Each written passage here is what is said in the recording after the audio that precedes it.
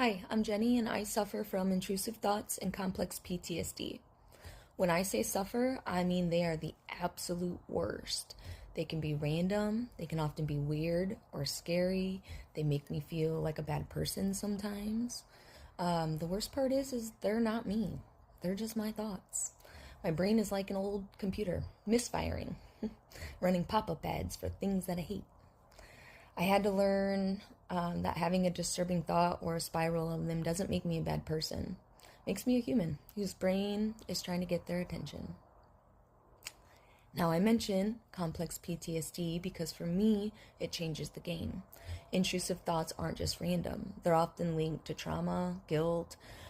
It's a constant state of hypervigilance, like being in a state of fight or flight.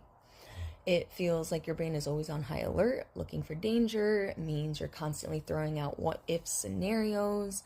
Those are often rooted in past traumas or deep-seated fears.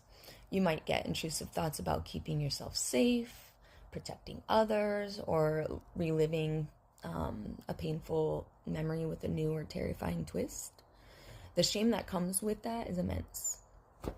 But understanding that connection, that the thought is just a symptom of an overstressed nervous system, that's what gave me my first step toward relief.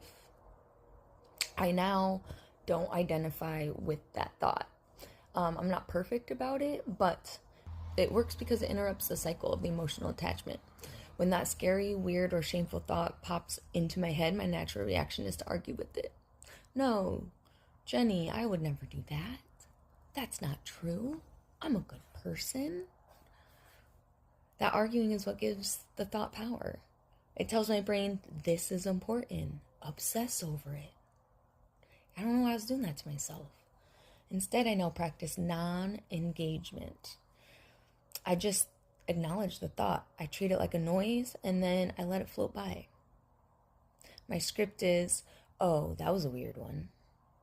Thanks for the heads up, brain, but I'm not doing that right now. It's almost a friendly dismissal. No fear, no argument. Now, I'm no doctor, and this is just a tool in my personal toolbox. But if you're struggling with intrusive thoughts, especially if they're completely debilitating, this is not a substitute for professional help. Please work with a mental health professional, especially one who specializes in trauma-informed care, as they're the one who can guide you toward a long-term relief and healing. But remember this, you are not alone.